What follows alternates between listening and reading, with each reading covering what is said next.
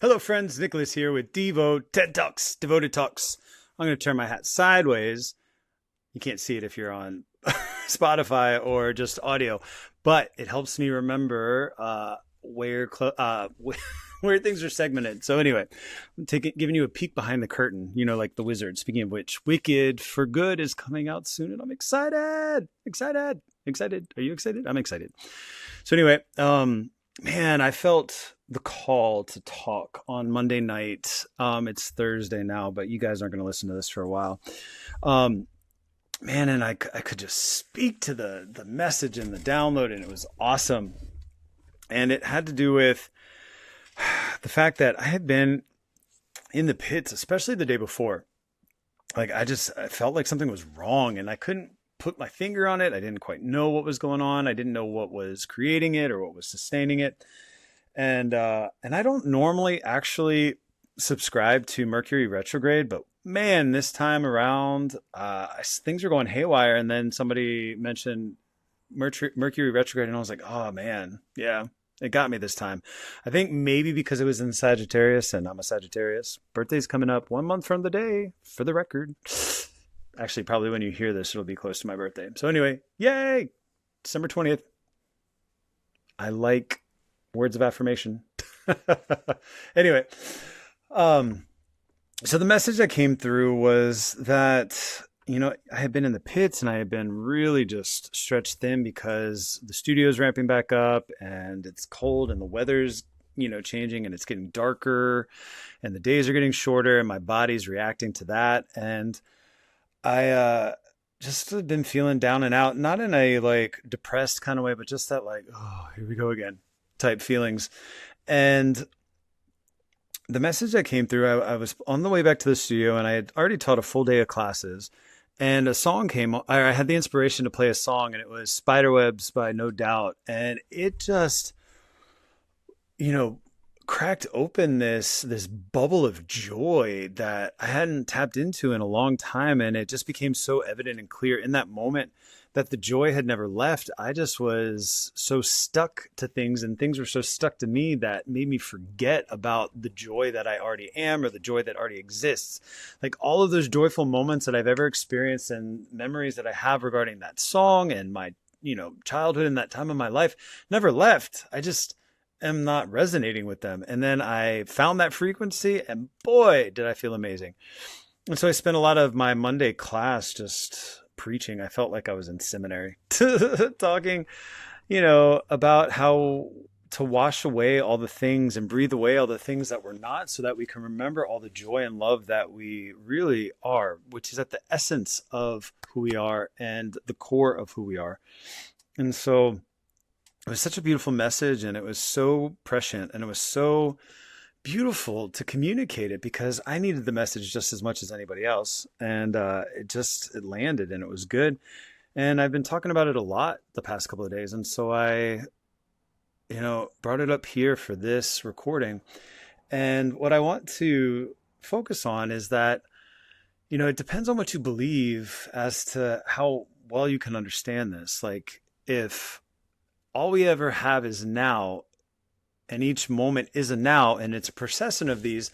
Since we're only ever living in the now, do they ever stop existing?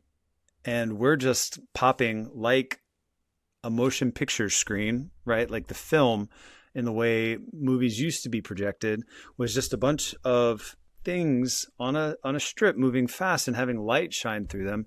And those now moments put together creates a movie. It creates things that create stories. And so that's kind of what our life is. It's just a lot more real to us than, say, a movie being projected up on a screen, right? And I'm not saying anything more than that's a metaphor for what I'm talking about.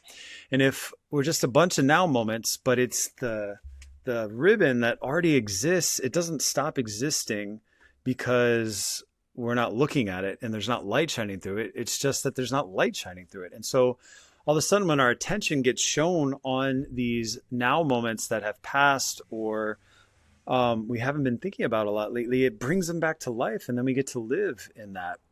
And so I feel like there's a lot of suffering that could potentially be worked through, integrated, transformed, or even challenged, depending on how you want to talk about it, through tapping into these joyful moments that, we just have forgotten, or that life has weighed us down so that we can't see, or maybe the mud is all over the ribbon and, our light, even though it's shining at it, can't shine through it and bring it to life.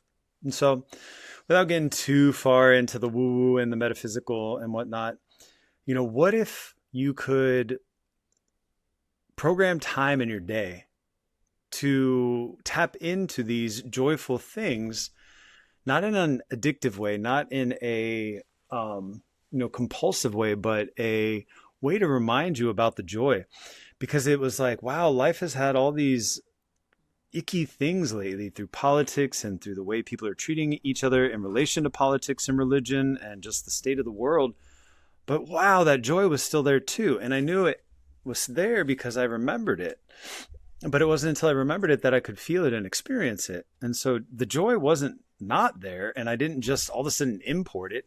I was able to tap into the thing that has been there the whole time that I just forgot to tap into, that I forgot that was a part of me. And so what I want to communicate to you guys is truly, where are you blocking yourself? Where are you focusing on things that are outside of joy and love, that if set aside or paused or, at least shrunk for a minute, would allow you to experience who you really are again?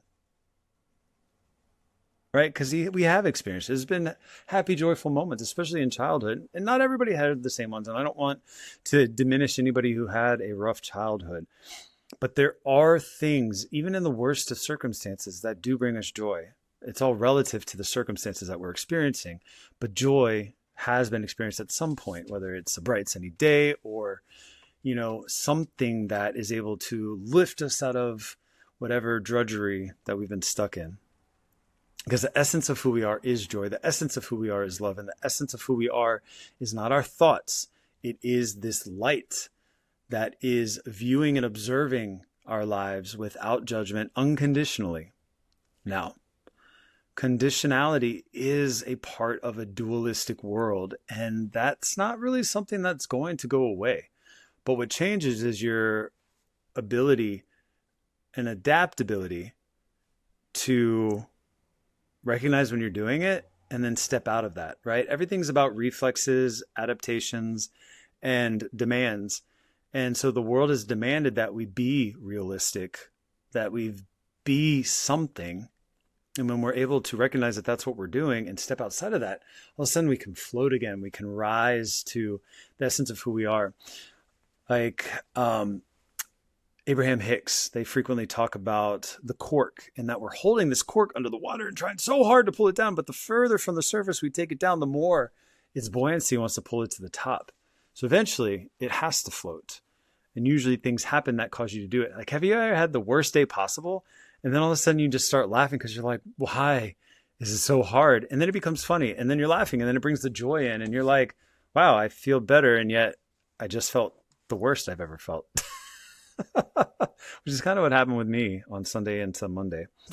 So yoga and Ayurveda teaches us that what we focus on is what is going to be brought into our experience in life and, given manifestation. And so if you don't particularly care for what's being manifested, change your attention, change your focus, change that which you are thinking about. And maybe that's listening to a song that reminds you of a different time, a song or a place, or talking with a friend who reminds you of something else, right? It's not about avoiding. It's about reminding. And that is the key difference here. You're trying to remind yourself of who you really are by letting go of all the things that you have thought you are.